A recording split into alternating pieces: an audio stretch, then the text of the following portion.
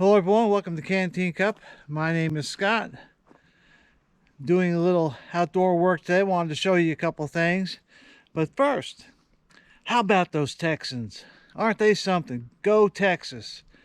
One of their state government representatives is going to put a referendum forward to the state Congress next year to secede from the Union. Isn't that exciting? You know, they just said we've had enough, that the federal government no longer represents the interest of Texas and the people's will. So they're talking about succession. Now, in the past, there have been movements to succeed in Texas, but typically it's done by a group of people. There are several groups in Texas that want to succeed, and what they do is they try to get enough signatures, and if they get X amount of signatures, they can put it on a referendum. And through my lifetime, I've seen Texas do this a couple times. However, I think this is the first time somebody from the state government is going to put forth a referendum to succeed. I'll be curious to see how that goes. My history is poor in this respect, but I remember reading somewhere, and this may or may not be true. It's just real foggy in the back of my head, that Texas is the only state that can legally succeed from the Union, and I think that's because of the way they got back into the Union after the Civil War. So they may have that option. I'd be curious to see how that goes. I don't have relatives there, but my wife has relatives in Texas, and who knows, maybe they'll have a couple acres for us over there. Curious to watch. Anyhow, today I am bucking wood, and what that means is I am taking a log and I am cutting it into smaller pieces that you can use for firewood. I still have to split it, but today I'm doing what they call bucking. And just to give you an idea, let's see, this is about a day and a half worth of work, maybe a day's worth of work that I've done so far. And let me walk over there.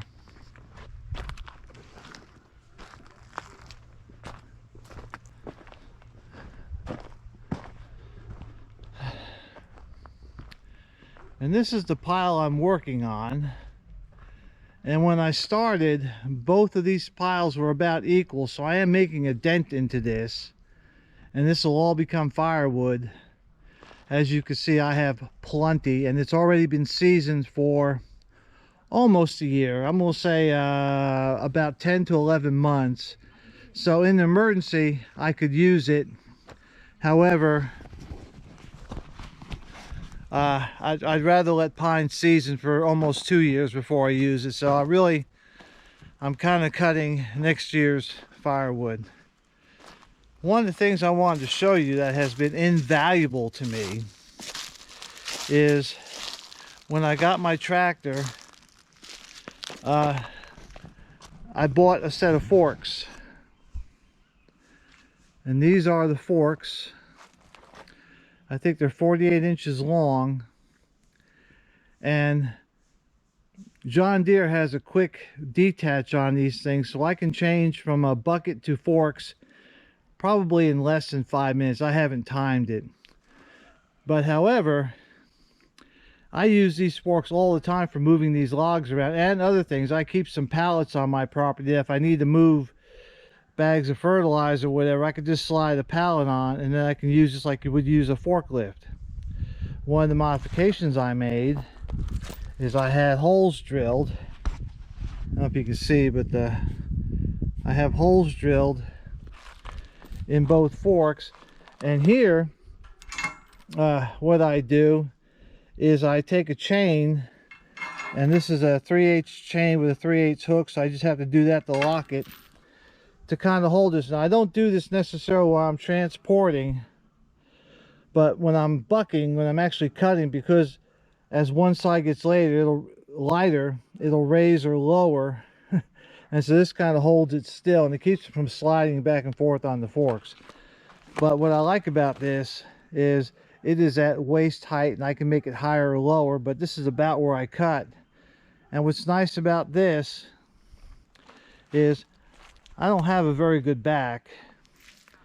It's okay if I'm upright. I can still pick up heavy things if I'm upright, and I can still do some squat lifts, but the bending over really hurts. And so if I'm bucking logs on the ground, my back gets sore real quick. You know, it's probably a lot of it came from the military. For some people it's knees and hips. For me it's back and feet.